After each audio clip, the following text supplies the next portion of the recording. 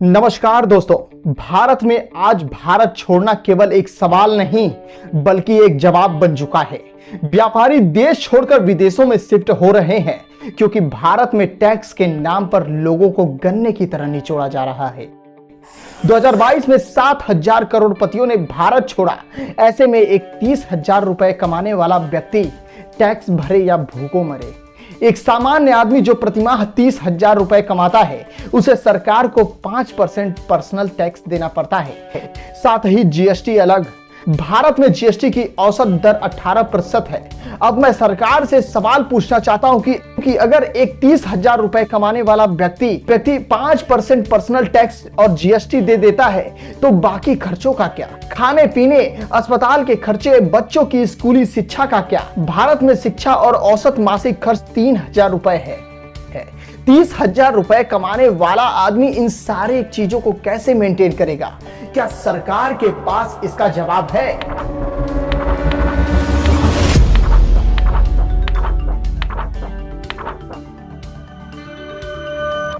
दोस्तों, बात है 1860 की, जब ब्रिटिश सरकार ने आधुनिक टैक्स सिस्टम की नींव रखी। तब भारत में पहला इनकम टैक्स एक्ट पेश किया गया। वैसे तो टैक्स सिस्टम प्राचीन समय से चला आ रहा है। मध्यकाल में अकबर के शासनकाल में जजिया कर जैसे अलग अलग तरह के टैक्स लगाए जाते थे। राज्य की आय का मुख्य स्रोत टैक्स ही हुआ करते थे। लेकिन 2013 में मोदी सरकार आई। महंगाई कहां से कहां पहुंची? एक तरफ जीडीपी का गिरना, दूसरी तरफ इन्फ्लेशन का बढ़ना। महंगाई बढ़े और वो भी इस हालात से बढ़े, फलानी तारीख के बाद महंगाई कम हो जाएगी, फसल के बाद महंगाई कम हो जाएगी, बजट के बाद महंगाई कम हो जाएगी, दिवाली के बाद महंगाई कम हो जाएगी। यही कहते रहे, देश ना सुना है। जिसने 2017 में GST good and service tax लागू किया। अब यह कितनी गुड थी और किसके लिए गुड थी यह हम सभी जानते हैं। हमारे देश में दो तरीके से टैक्स लिए जाते हैं, डायरेक्ट टैक्स और इनडायरेक्ट टैक्स। डायरेक्ट टैक्स वे होते हैं जो सीधे किसी व्यक्ति से वसूले जाते हैं, जैसे कि income tax, corporate tax, wealth tax, capital gain tax, gift tax. ये सभी डायरेक्ट टैक्स के अंतर्गत आते हैं। भारत में कुल टैक्स रेवेन्यू का 45% डायरेक्ट टैक्स से आता है। वहीं इनडायरेक्ट टैक्स वे होते हैं जो वस्तुओं और सेवाओं की खरीद पर लगाए जाते हैं और ग्राहक द्वारा पे किए जाते हैं, जिनमें GST, custom duty, excise duty, cess tax शामिल होते हैं। सेस टैक्स महत्वपूर्ण कामों के लिए लगाया जाता है, जैसे कि स्वच्छ भारत सेस या कृषि कल्याण सेस। डायरेक्ट या इनडायरेक्ट टैक्स के जरिए सरकार सबसे ज्यादा टैक्स मिडिल क्लास के लोगों से वसूली करती है और वसूली किए गए टैक्स को देश के लिए और अपनी कुर्सी को सुरक्षित रखने के लिए इस्तेमाल करती है और ऐसे ठेकेदारों को हमारे पैसे का ठेका देती है जिनके बनाए गए पुल कुछ दिनों और महीनों में ही दम तोड़ देते हैं।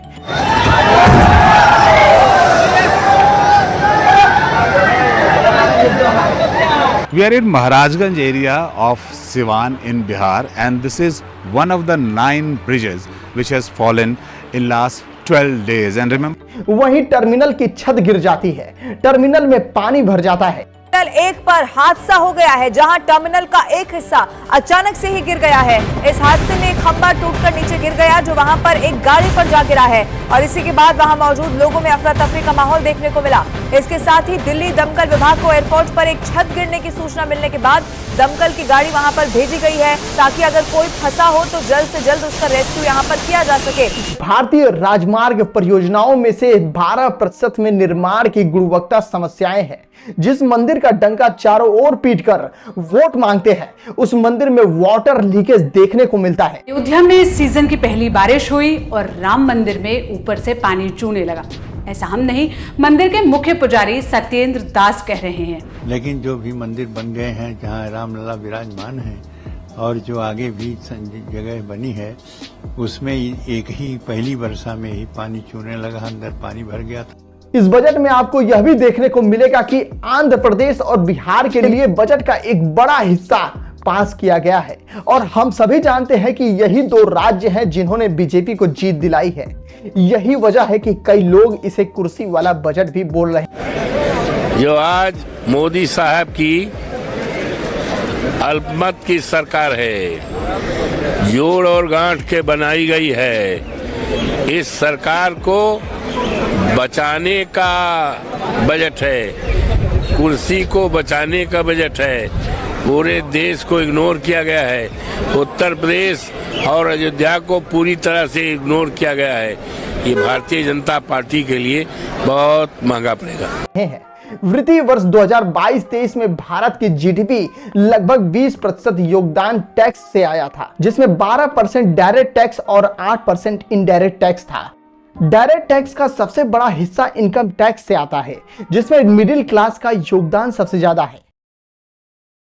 भारत में कुल टैक्स रेवेन्यू का लगभग 50% मिडिल क्लास से आता है, जबकि देश की जनसंख्या में उनकी हिस्सेदारी केवल 30% है। दरअसल एक सवाल हर नागरिक का होना चाहिए कि हमारे टैक्स के बदले हमें मिलता क्या है।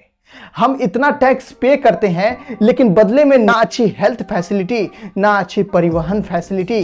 भारत में स्वास्थ्य सेवाओं पर जीडीपी का केवल 1.28% खर्च होता है, जबकि विश्व औसत 6% है।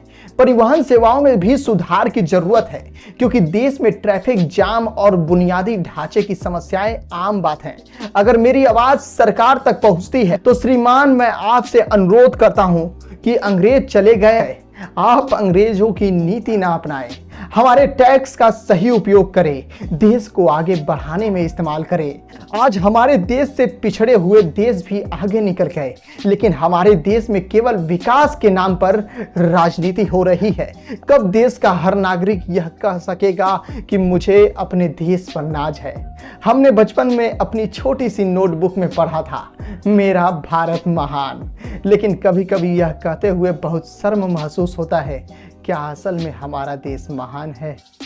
क्योंकि लोगों की सोच केवल खाने पीने तक रह गई। पहले जो भाईचारा हुआ करता था, वो भी कहीं विलुप्त हो गया है, और कहीं ना कहीं इसका जिम्मेदार यह महंगाई और यह टैक्स भी है, जो लोगों को मतलबी बना रहे। भारत में इन्फ्लेशन दर जून 2022 में 6.26% थी।